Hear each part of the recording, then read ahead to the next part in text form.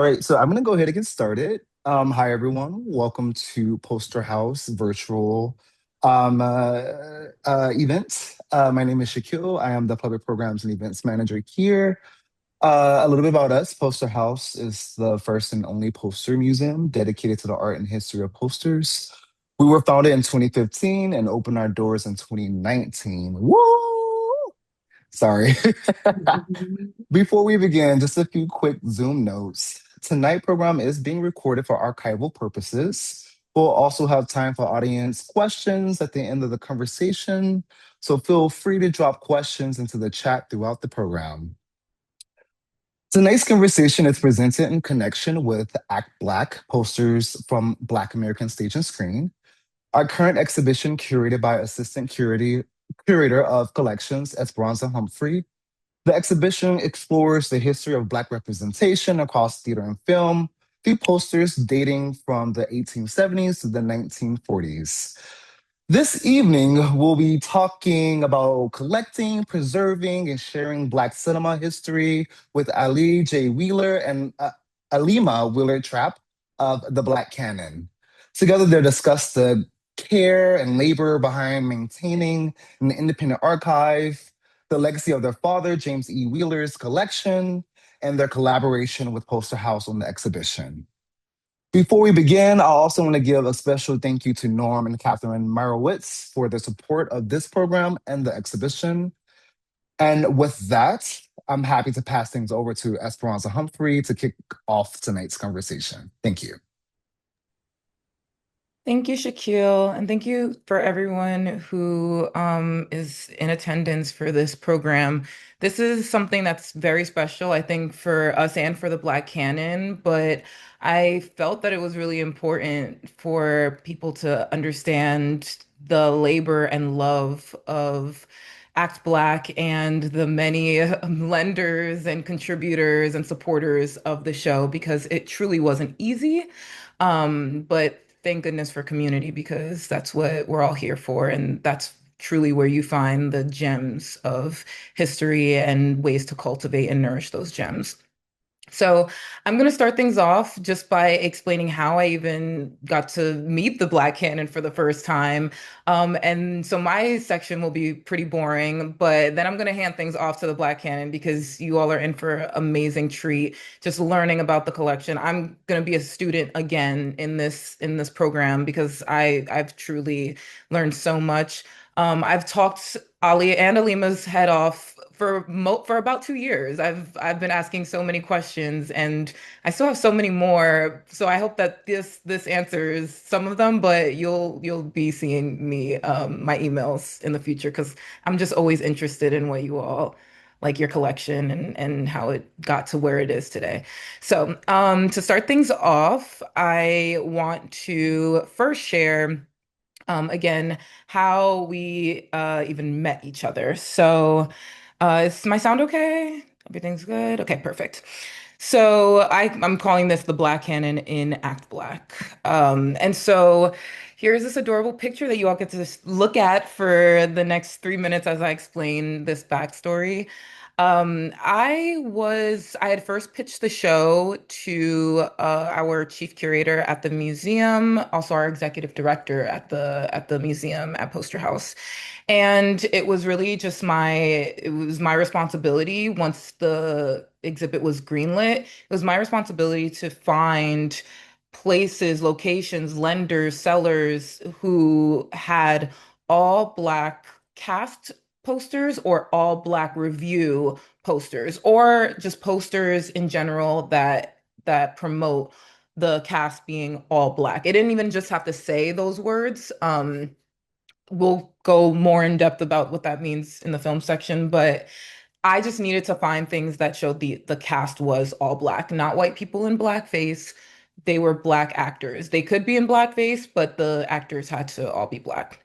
I also want to mention that those were the parameters of my research and of this exhibition.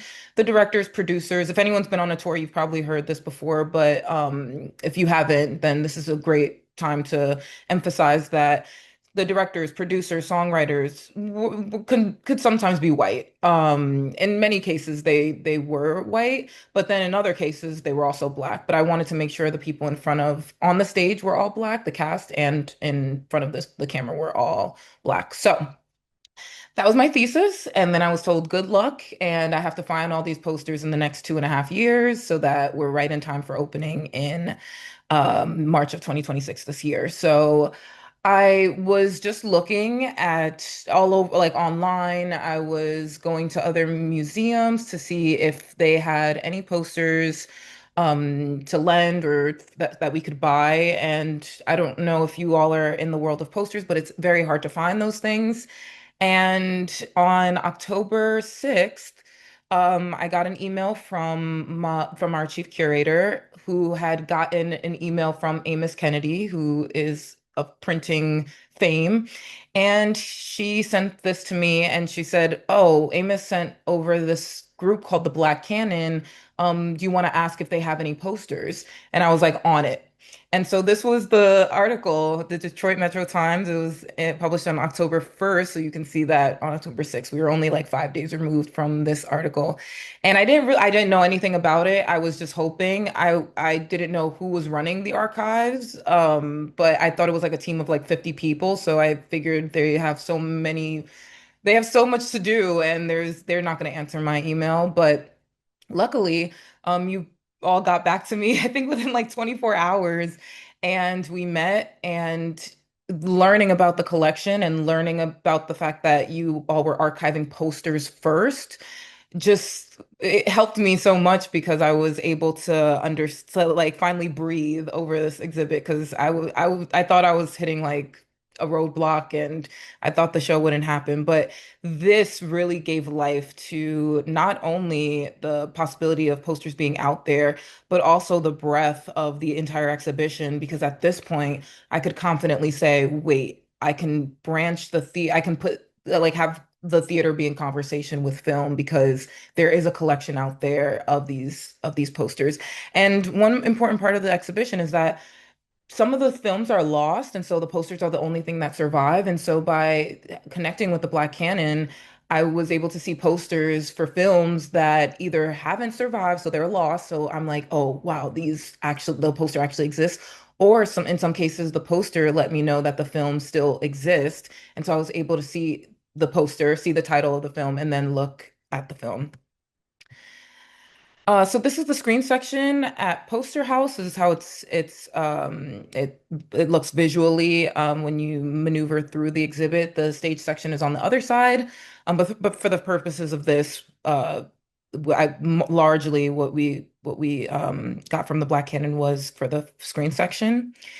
And you'll see this wall over here. I told Ali and Alima that I'm unofficially calling this a Black Canon wall, the one on the cream colored wall all the way at the back, because most of the posters that you're seeing here, with the exception, I think, of Zuzu, both versions of Zuzu are from the Black Canon. And so this is just, and I think Harlem is Heaven. So these are the posters that we were able to get from the Black Canon, and they're from.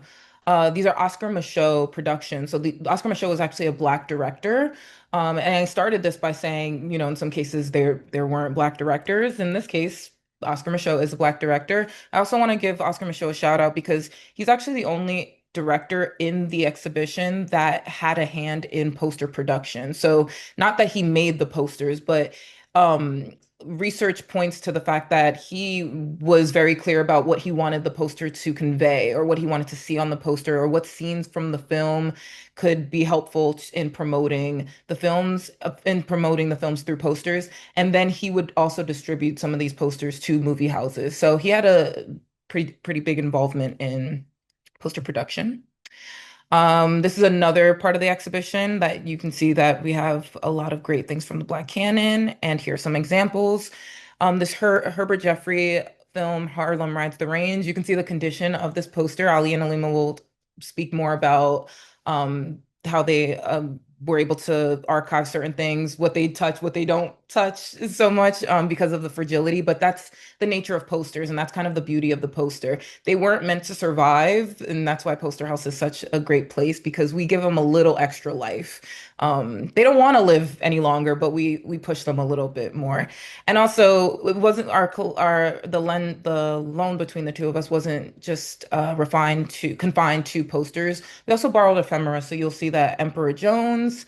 This is a press book. I actually wish we could have displayed it open because it's so cool, but it takes up so much space. So we have to display it closed. But we have Cabin in the Sky, the lobby card, and we have the beautiful Lena Horne featured. And you can watch Cabin in the Sky on HBO, and you can watch Harlem Rides the Range on YouTube.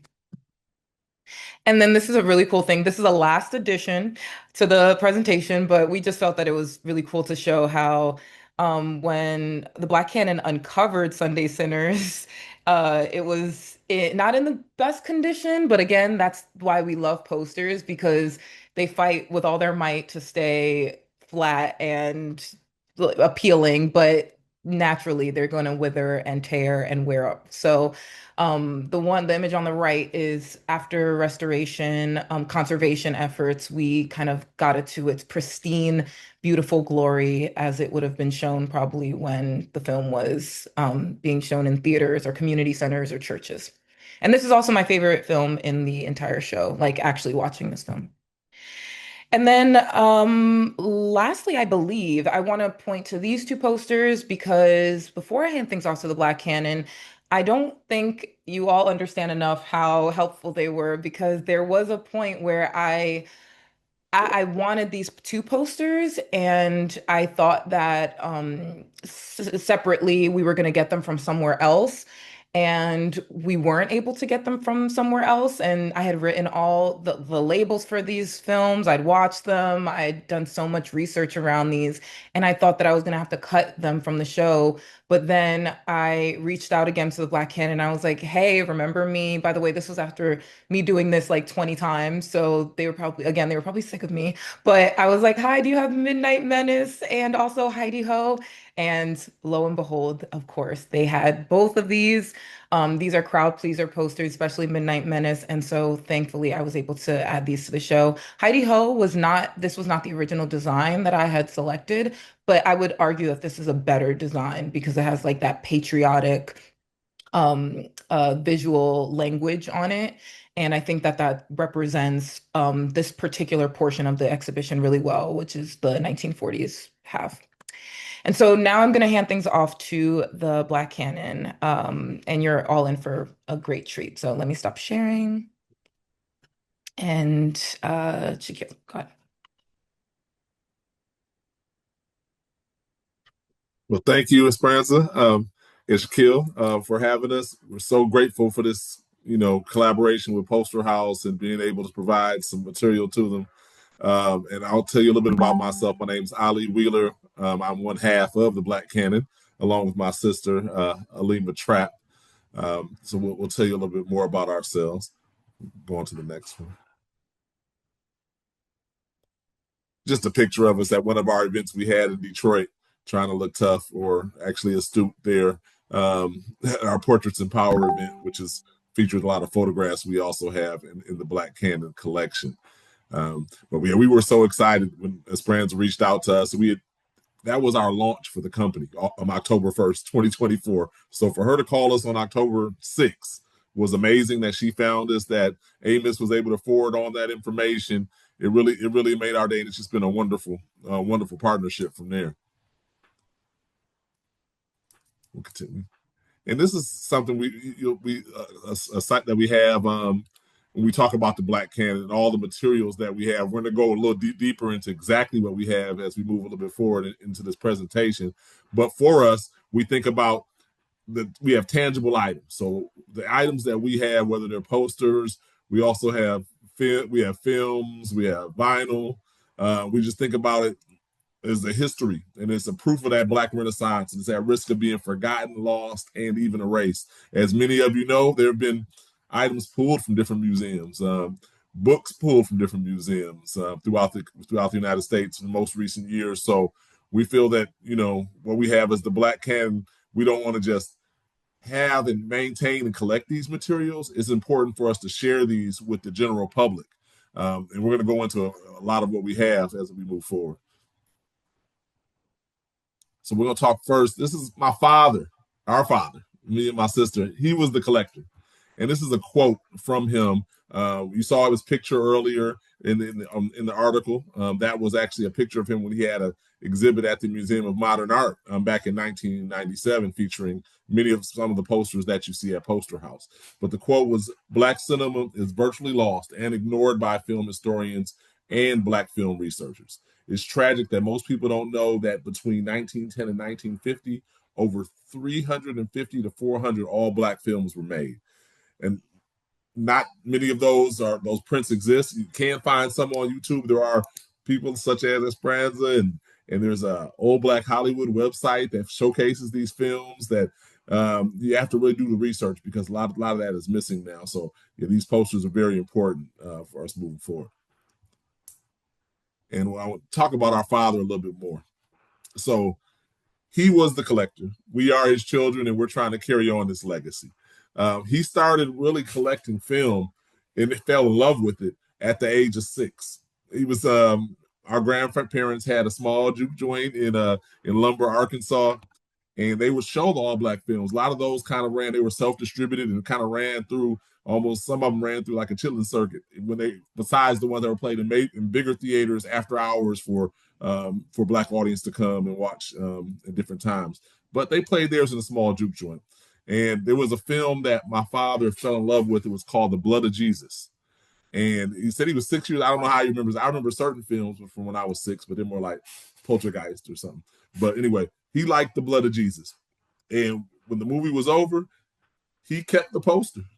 And he kept the poster, and I think he might have a copy of the film somewhere, but he kept everything he could from that moment on. So it started in the mid-40s, his collecting. So that's why a lot of the posters that we have date from the 30s and the 40s, but he kept that material and never stopped collecting anything to deal with Black people after that point, to the point where the collection just grew and grew and grew, where the house that my sister and I grew up in, there was very little room to move in the house at some point, because our entire attic and basement and many other rooms were filled with memorabilia and posters. And so we would have to scoop through sometimes on our side to get through various rooms. But it was worthwhile. And at the time, we understood what he had, but we didn't understand as much till we got a little bit older.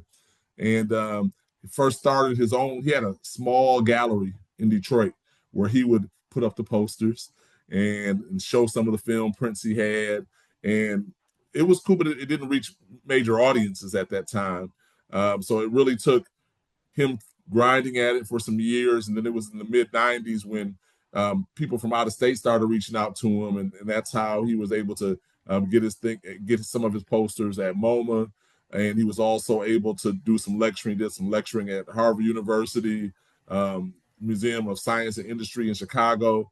And was able to get some exposure to it. It kind of heyday for that was kind of like the 90s to the end of the early 2000s. So since that point, a lot of things have remained dormant. And as he got older, and the collection kind of went to storage units at some point. So my sister and I always wanted to help him. He's the visionary. He came up with all this, and now we have the opportunity to help being the Black Canon. So we're trying to kind of revive his legacy, make sure we understand what we have and share it with you. And with that being said, we're going to share a short video. We're working on a mini documentary on our dad, right? So this is kind of a trailer for that. So it's about a minute and a half, 2 minutes long. So I hope you enjoy it. We'll play this. Having a show at the MoMA is like performing at Madison Square Garden. MoMA had no idea about James Wheeler. It was Jeanette Kahn knew Larry Kardish, and Larry Kardish was the quote-unquote curator of the show. You had to put a MoMA curator's name on it. But the fact of the matter, I don't think Larry Kardish knew much about this.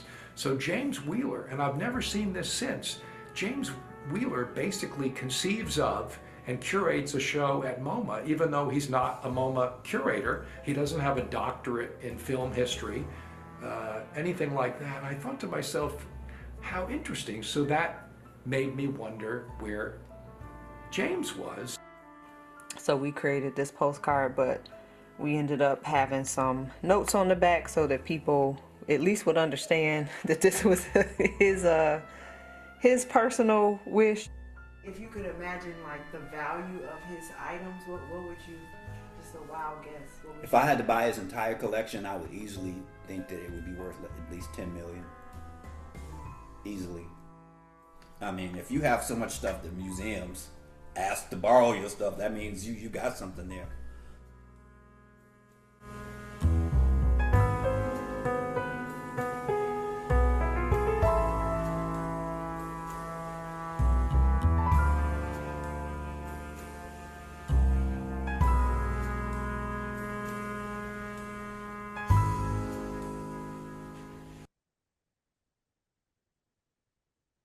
So hopefully we have more videos to share with you in the future. I mean, a friend of mine, Jamie Burton Order, I went to college with. She's a documentarian, and she's probably done about 12 plus hours of interviews from coast to coast, from California to New York and Detroit. So we're still waiting on more footage and edits that we can give to you. So we're really excited about that. Hopefully within the next couple years that we're able to share more. But with all that he has, we're still learning, to be honest, because we have a full warehouse. We have a full warehouse full of material that we're going through, box by box, canister by canister that may hold posters, anything we can find. And you never know what you're going to find. I have a story I always tell people that when, as my father, it came a point where we actually had to move him to some assisted care, and we had to clean out his house. And we knew that we couldn't leave any stone uncovered, because as a collector, sometimes you like to, he had collector friends, and they like to shield stuff from collectors, right? And hide things. So there was a box and it looked like it had a bunch of papers and receipts and trash at the top. And I went through, and at the very bottom of the box was a pristine Paul Robeson record, like from 1940, right, on vinyl. So had most people seen that box, they would have felt that that's trash, let's throw that out. So we have to be very meticulous as we're going through these items. And so with that, as we're going through them, my sister and I, we tried to decide to kind of rebrand. My father's company was Concept East 2, based off a theater troupe he was a part of in the late 60s. But now we rebranded as the Black Canon. And the reason that we chose the Black Canon, you'll see at the bottom of this slide, we were searching for names, and we saw the root, definition of the word canon, meaning one of the several definitions. But this definition stood out to us, saying that it was a body of the most important, influential, or superior works in music, literature, or art. And for us, we have all of that. We have literature, music, and art, posters, films, all of that. So it really made sense to choose this name. And so we're, as an organization, we're dedicated to preserving and, as I mentioned, promoting on an educational scale all of the items and trying to tell stories with them. That's why it's great. My father had that because he lived it and he understood the materials. Es-pranza did this research, his wonderful research, and was able to tell a wonderful story with Act Black. My sister and I, we're still learning. We are the Black Canon. However, we still work full-time jobs, and we're learning this material as we move along. And maybe one day we'll have that eye. We've curated a couple small exhibitions ourselves as we, continue on this journey. But that's the mission of the Black Canon, to educate. And with that, I'm gonna pass it over to my sister so she can tell you more. Thank you. Yep, I'll give you guys a double click into a little bit more of who we are to complement the information that Ali kind of walked you through. So obviously we're a brother and sister team, as he mentioned. A lot of how we're trying to work forward is to definitely preserve our father's legacy. So there's the rational side of things, in terms of just the power of these artifacts and the history and cultural significance, but then the emotional part, definitely, he was ahead of his time. Our mother played a huge role in him being able to accumulate this massive collection. So in a way, it's honoring both of their legacies and also extending that to our kids as well. so they can be generational. So definitely important to us in terms of core motivations for us. We founded the Black Canon to ensure that these cultural artifacts collected by him remain accessible and impactful for future generations. So it's not about owning them, in terms of pieces. Some collectors own things, as Ali even mentioned, and they're not being shared with the public. That's why this partnership and collaboration with Poster House is so critical, because it is at the core of our mission of making sure that these artifacts are in front of people, that they can learn from them, that we can have dialogue around them, just like this evening's event. So very important for us. And then also, because a lot of the pieces we have are historical, it's really important for us to, pay it forward and tie it to the next generation. So in any event we have, or any opportunity that we have to reach forward and kind of connect the dots, whether it's featuring panelists at our events, whether it's involving our young son. So we both have a son that Ali's son is a filmmaker. He's 14. He's amazing. He does some of our content creation. You guys, and we will put his name in the chat, be on the lookout, because he's coming. And then also my son is a little older, but he has some graphic design, skills, and he's into fashion. So he's done capsule collection for us for the brand. He's done our logo, for example, and some of our branding. So really trying to involve them in terms of next generation. And then we also have scholarships that we started in our parents' names. We awarded our first one in earlier this year. The second one will be in our mother's name coming. Applications open in July. So lots of ways that we're trying to tie. We've built relationships with a lot of colleges and institutions as well, both HBCU and PWI institutions, just to make sure that we're pulling them forward, sponsoring tickets, reaching out to them, trying to include them in this journey. So that's also of critical importance. And then a little bit of this you're hearing, but the collection, we have the Black Canon as owners of the collection, but our nonprofit arm is really, the center of where we're trying to do the educational programming, and where we're putting our efforts for making sure we're cataloging and archiving. We're estimating 40,000 items. We say that, and each day that goes on, we know that it's probably more than that. We just don't know for sure. So that's our kind of gauge for now. And as Ali mentioned, it's not just the posters, which were core to the collection, and we have about 2,000 to 2,200 posters total. But we also have actual film. We have a lot of books. We have tons of records, and a lot of visual art, as well as a lot of other things in terms of ephemera. We got toys. We have lots of periodicals, magazines, all of those things. So it spans quite a few different aspects of visual art. So this is a picture of the warehouse. I know Ali mentioned it to you. So imagine growing up in a residential house with a lot of this stuff existing in the attic and in the basement. I mean, he did acquire more over the years after, our childhood home. We never really saw the breadth until we were able to find a warehouse and a space for everything to live inside. He had multiple storage units in the city. He had stuff in the garage, stuff in the basement.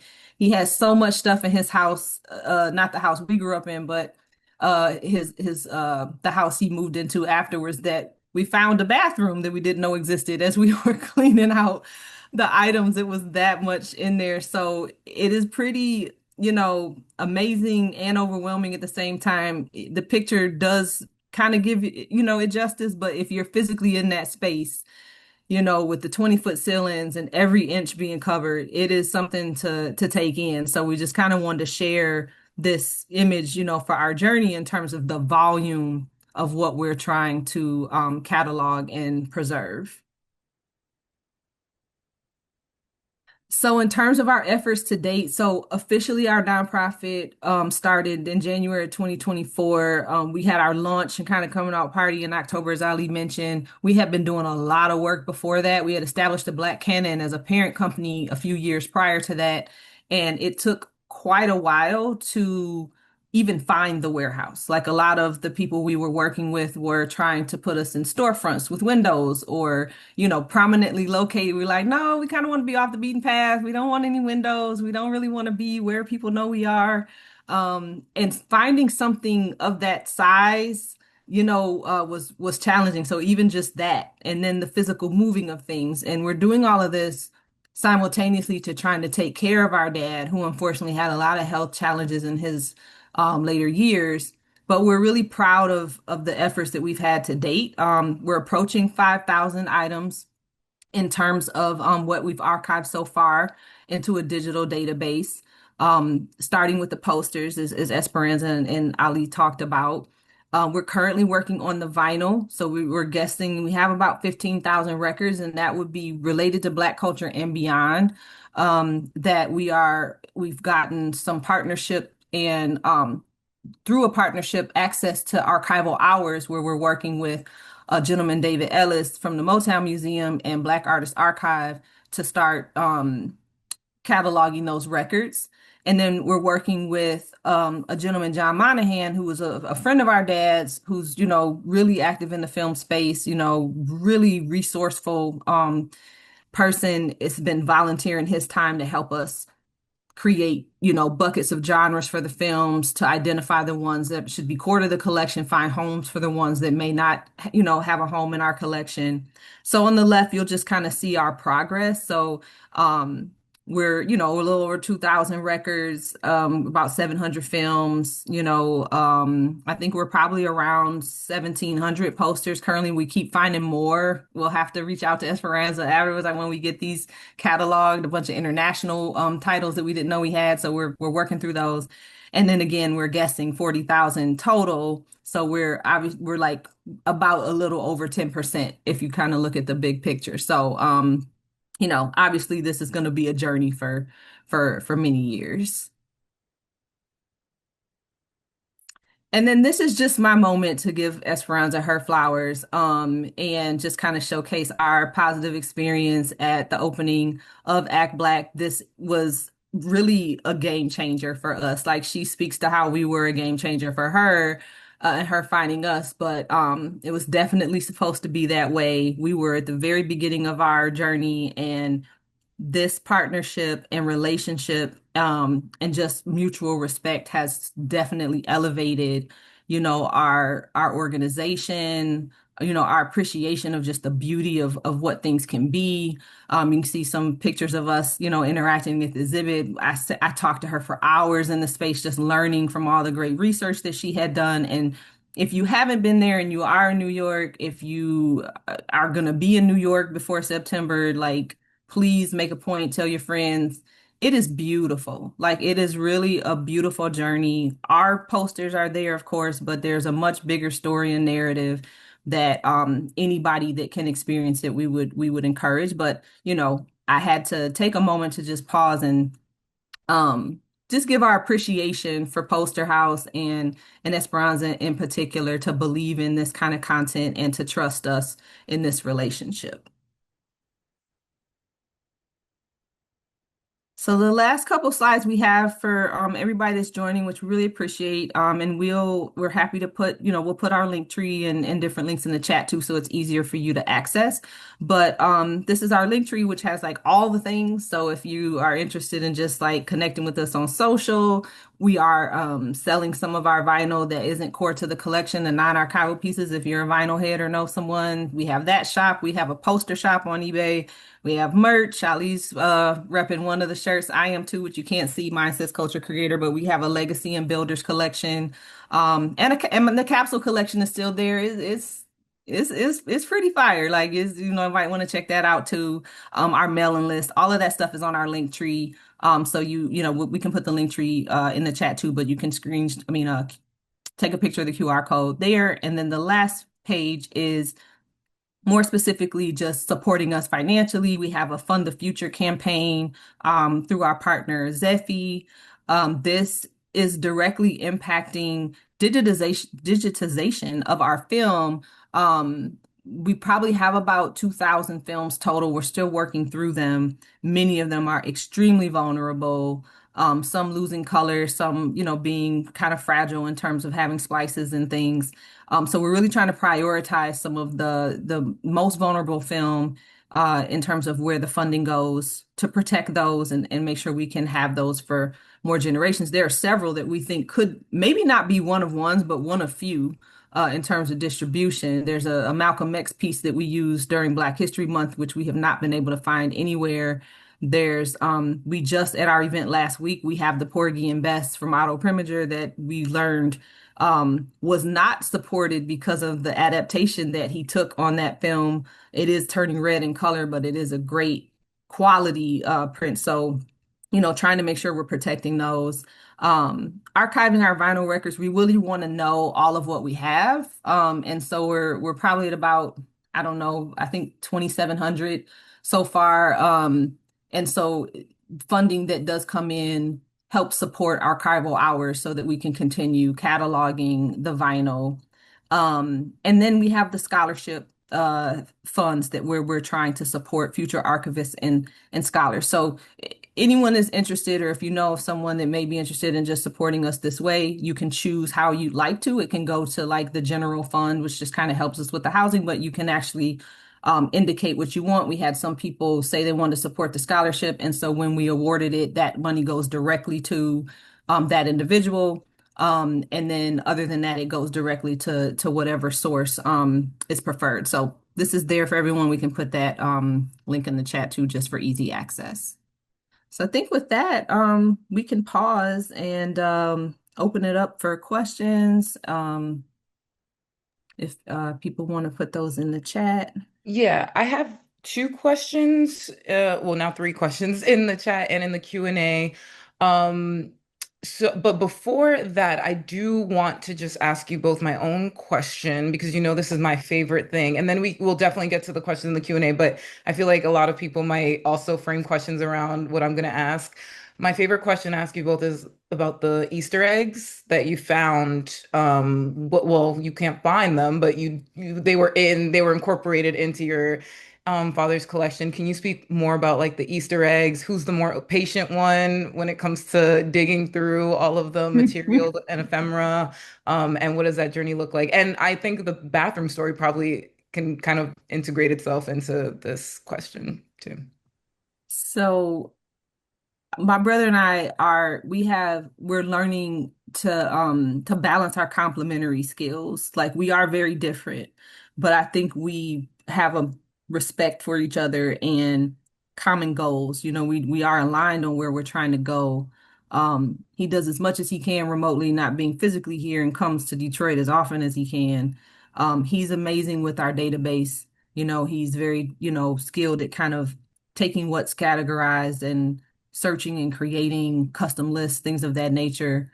And he's great at telling our story. I think, organizationally, I work in advertising during the daytime, so I do a lot of the social, I do a lot of the like communications part. And since I'm physically here, I do a lot of the physical aspect. I wouldn't say Ali is impatient. I'm just sometimes too he's a quicker thinker and I'm a planner. So I put it that way. It's not a negative for either person. I think he's a quicker thinker, like on his feet, like I want to do this, whatever. I'm more of a like, okay, like let's do this step. Let's do this step. And I think we meet in the middle, or whatever. Easter eggs, I just feel like Dad had a sense of humor, like how Ali was digging through trash. There are some interesting things in that warehouse that you scratch your head about like, why did you keep this? But it probably has a story behind it. And I think he left a lot behind for us in his notes and in his files. Like I would argue hundreds of boxes of files of handwritten notes where he took these like detailed logs of how he found pieces that we can't wait to digitize and just maybe even feel like we're having a conversation with him to pick his brain. He had so much knowledge in his head that we don't have. I think he left us lots of clues. But I'll let Ali chime in on that stuff, adding in on things like Easter eggs or like perceptions of like working with siblings, things like that. No, you hit the nail on the head. Like my sister will plan out things meticulously to the subgenre of plots or whatever we need to do. Where myself, I'm going to commit to an idea and just go because to me, progress is progress. Let's move, But it does complement each other because sometimes I can maybe be in a rush. She's like, wait a minute, think about that. So but I'm very happy with the progress we've made over the years. And yeah, you find some really interesting things within the warehouse. And I'm really looking forward to the notes, which has kind of been a quandary for us. Like as we prioritize what do we do next, right? We knew the posters were core to the collection. And then it was like, okay, the vinyl, or do we need the notes because that helps us give us the insights and the knowledge that we need to maybe provide better context, to the information. So it's tough to figure out stuff, but some things are interesting. We found materials from him as an actor in the 60s, like from when he was in plays, and didn't know he directed plays himself, and found some of those flyers. And so we're learning about him, stuff that he didn't necessarily tell us about. I mean, I want to find more information. He told us, he's told us all kind of stories. I love to find some documentation behind some of those stories. But it's very interesting. It's a unique process that we're going through, because 9 times out of 10 people say, I couldn't be me. I wouldn't go through what you're going through. I would just sell it, sell it to the highest bidder, because it's a lot of work. I mean, to be honest, I'm back to Detroit. I live in Dallas, but I'm back to Detroit 5-6 times a year to help move stuff in the warehouse, help organize. We're having different events, so it's hard to say what the specific Easter eggs are, because they keep popping up, and so you kind of forget about it and you got to move on because it's so overwhelming with the amount of material that we have. I have a couple quick things that might be interesting that wouldn't make a normal conversation that are Easter egg related. One is there was a box that, just kind of had miscellaneous things in it, and, just different things like little keepsakes and stuff. And then there was a calendar, like a pocket calendar in there from 1974. And I was racking, I was flipping through it, it looked empty, and I was like, well, he has these keepsakes and they're all in this box, and then there's this calendar. So it's like he was intentional in a lot of ways, so it's like, what was this calendar doing here? And so one day, curiosity got the best of me. I decided to go through every single page. I'm like, there's got to be something in here. And one page was a note that said he was going to propose to our mother. And the day he picked up the ring, and then the other page was the day he proposed. And there was nothing else in the calendar. So it's like, something he left. Another thing is our mother passed away when we were quite young. It was 1991. And we had limited photos of her, just from where things are. And, through the warehouse, we've located just so many beautiful images of her that we didn't have access to. And our family in general, there's letters, generational letters that date back to plantation days of like our ancestors and who they were, like that we're finding in the collection. So they're all those kind of like legacy and generational Easter eggs. And then the last thing I'll say is when he was still in the home, in his home, I said, dad was a smoker. He was a chain smoker. And I mean, he probably kept cool in business for many years. And then it was what he thought was organic. I can't remember the name of them, but he's like, they're organic, we're like American Spirit cigarettes. American Yeah, Spirits. they We're weren't like, much they're healthier. still Yeah. nicotine. But you get worried. So I said, Dad, I'm gonna buy you a safe. Like, I need you to put, the important stuff in the safe, birth certificates, that kind of stuff. Oh yeah, absolutely. Like, thank you. Here's your key, whatever. So we get there, we're unpacked, we're going through the house and everything, and I'm like, oh, let me get the safe, So I get the safe, open it. Safe is empty. There's nothing in the safe. Absolutely empty. Nothing in there. And as we're cleaning, there was this box, again, another box that looked like, something you toss. Every important document that you can think of, his military papers, his birth certificate, his funeral request, like everything is just, it was in a random box, kind of camouflage, so he had this. So there are going to be so many things that we identify. But yeah, just some stories close to the heart that, we don't get the opportunity to talk about as much, just to give a sneak peek of his character and everything. Yeah, thank you for sharing that. And I know we've talked at length about a lot of these things, but essentially everything that I gather from what you both have told me in the past, and even from this presentation, there's so much. I know it's a family initiative, it's a family effort, but the work that you, like I said, when I contacted you both, I thought this was a team of 30 something people. I was like, it must be so like they all hands on deck, all these people, and just to understand that you both are doing such tremendous work, such amazing work. I know, Alima, this is your part-time in many ways, and Ali, this is your part-time in many ways, sometimes leaning into a full-time, but you make it work, and you've truly just done amazing work. And a lot of people do sell their collection. We know that there was a large collection, I think so, to like the Getty or like, all these other places. So I can understand why a lot of people would have sold them, but sold these types of collections. But this history is just something else. Wendy wants to know if you've been in touch with the New York Historical Society recently. They had an exhibit called Gay Harlem Renaissance. Mm. I think it was in Shaquille. I feel like we went in October-ish, or maybe November. I don't remember, but it was in the fall. So have you been in touch with New York Historical?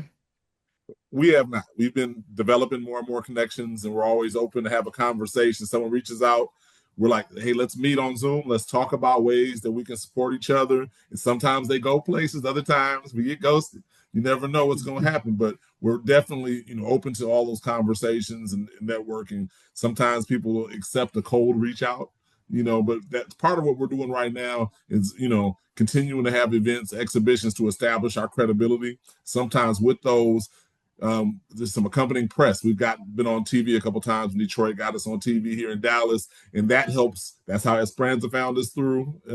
But yeah, that'd be great, Wendy, if we can make connection with them. I saw that comment pop up. That would be awesome. That's what we're looking for. Please connect with us. We love to have a conversation and see. We recently met with someone from University of Chicago. That's a film, into film, and we're hoping that blossoms into something else to help us preserve the film, because we know we could. There are organizations and institutions that can do a better job than we do, but we're doing the best we can. Yeah, New York Historical actually reached out to us for Jittering Jitterbugs. They wanted Jittering Jitterbugs window card. And that's another miracle story because I remember contacting both of you and something fell through. And I was like, do you have Jittering Jitterbugs? And you guys were like, we don't have it. We're sorry. And then I was like, wait, it was actually originally released as Keep Punching. So then I emailed you again and I was like, do We you had happen to that. have it under Keep Punching? And I think, Alima, did you get on the ladder or something? Or who got on the ladder? I try to get on the ladder. It doesn't work out. So I always end up, if Ali's here, he does the high. So we are making, when Ali was here this last time, he helped me out by moving all the posters low. So now I don't have to, do as much with the ladder, at least on the posters. I usually call in favors from my husband, like, hey, we got something up high, but we were able to get it down. He probably helped me. And we were able to see like, oh, it's an alternate title. We do have that. That was a funny story. Yeah. Another miracle. Brett wants to know, Brett's been saying great things. Have you considered Thank you, Brett. crowdsourcing the cataloging labor, transcribathon? Well, it's the tough part about that is physical access to open the boxes, right? And us being somewhat protective over the stuff we have in the location. So it's developing those relationships of trust so we can have someone open the box and be there. Now, when you go beyond that, once you know what you have, adding if we just catalog it, and then we have people that can do the additional research, and we can share that kind of database, and with people we have people reach out, and that's what we're looking to do. So right now we've written for a couple of grants that maybe we can get some college interns to help us catalog that we can vet and get in there, because if someone finds something extremely valuable that we don't know about in the box, we have to be able to trust these people. So that's the difficulty with kind of opening it up to the public, and why we keep our warehouse location private at the moment, because we're just concerned we don't know what we have, and that's our number one priority. And what's also important about that, I want to mention with the different types of materials that we have, is that you could tell a more complete story. If you take the poster, add the film, and then you add the soundtrack to it, or the album, the music that supported that film, now you're telling a more compelling story with it. But yes, the goal is to get more people involved. It's just we have to be very careful on how we do that and include other individuals. Mhm.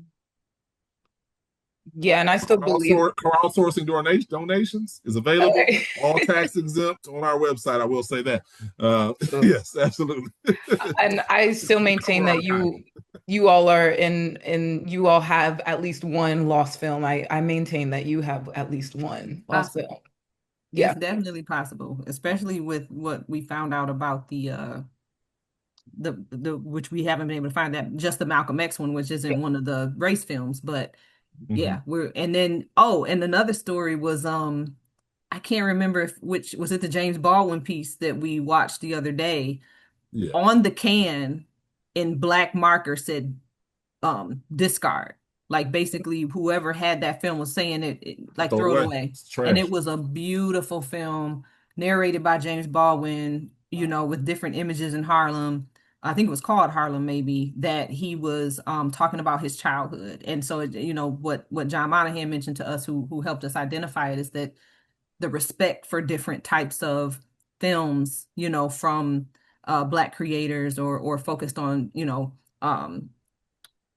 black people within the literature or film space at that time, wasn't regarded in a way that they literally said disregard. And that was what was written on the can. So we could even find a lost film. Like, it may be mislabeled, it may be, kind of like not what you think it is. So he's been very diligent at really reason. If he doesn't know what it is, like there's a stack that says like He has research to watch it and required. screen Like, them. Yeah. Mhm.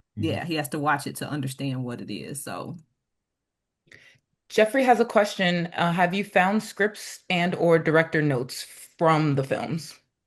Not yet. There probably exist. We have boxes and boxes of press kits, but we just have to continue to go through because it's like we're right now we've been kind of loosely looking in a box and saying it's this type of material and trying to group them together. Like we have all our periodicals grouped, all our records grouped, and then we have a group of boxes of miscellaneous that there's something there.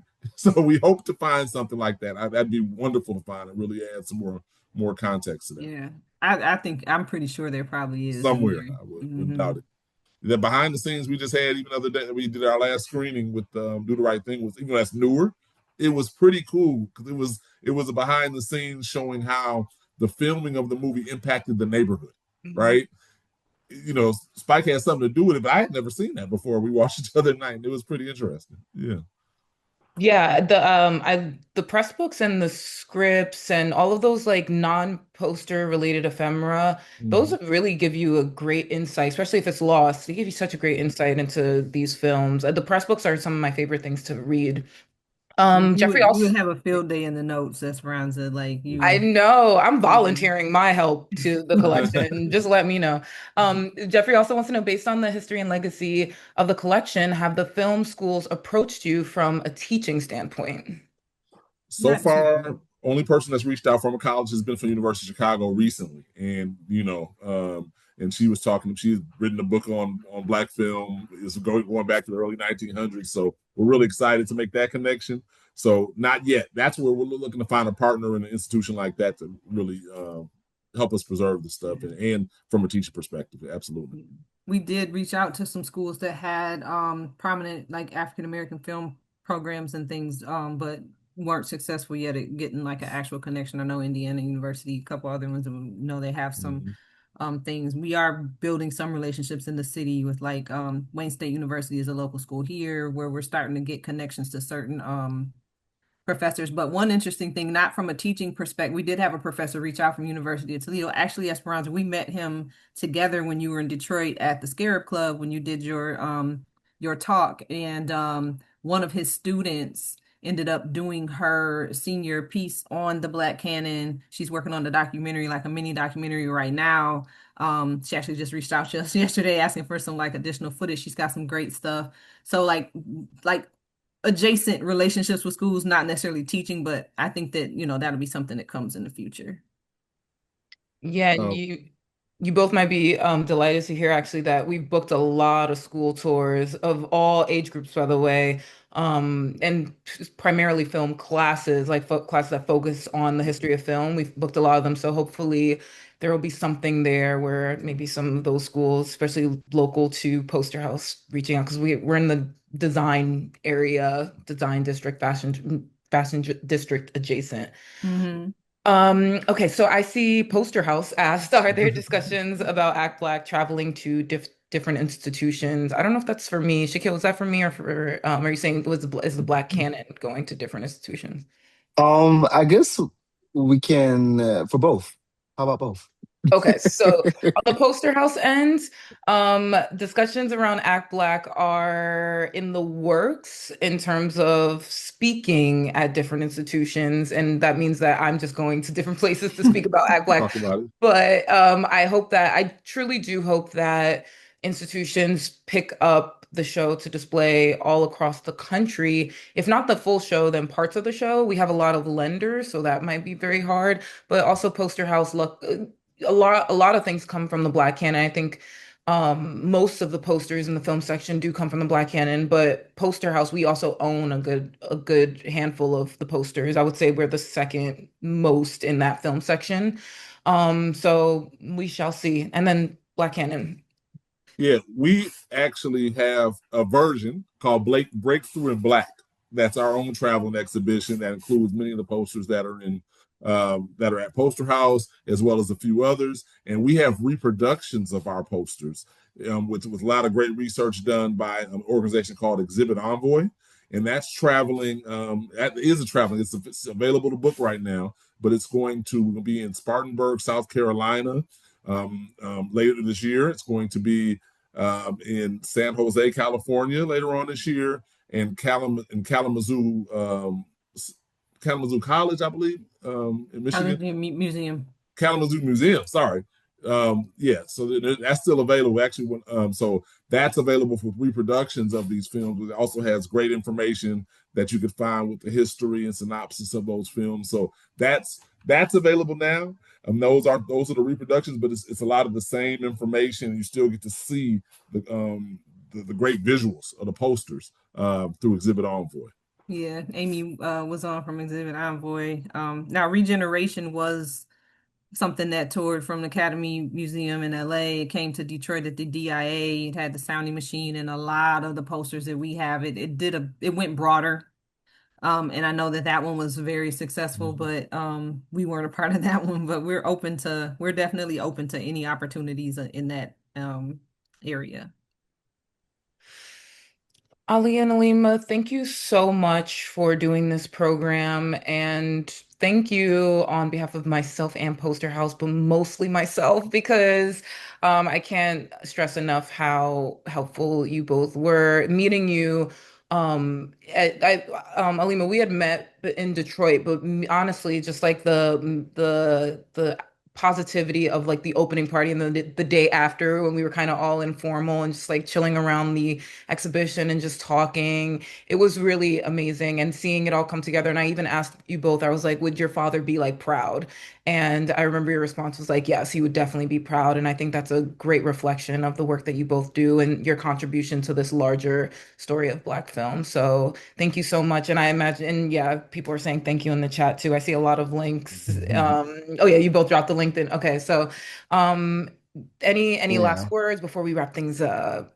Yeah, I'm just, piggybacking off of you, Es-pranza. Thank you again, Ali, Alima, and of course you, Es-pranza, for such a wonderful conversation.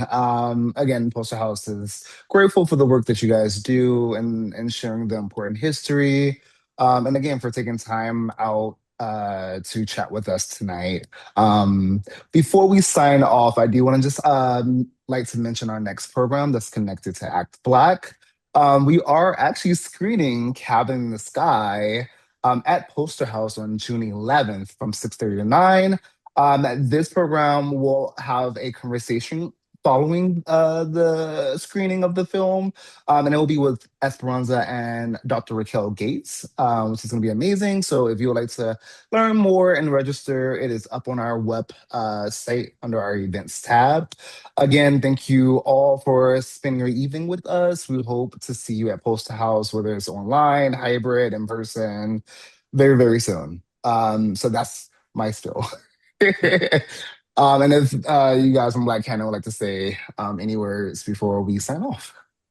No, just thank you so much for having us. Appreciate Poster House for having our inviting the Black Canon to be a part of this Act Black exhibition. It's just wonderful. And thank you all for joining this conversation. Hopefully we dropped a few nuggets or something interesting that you learned from us today.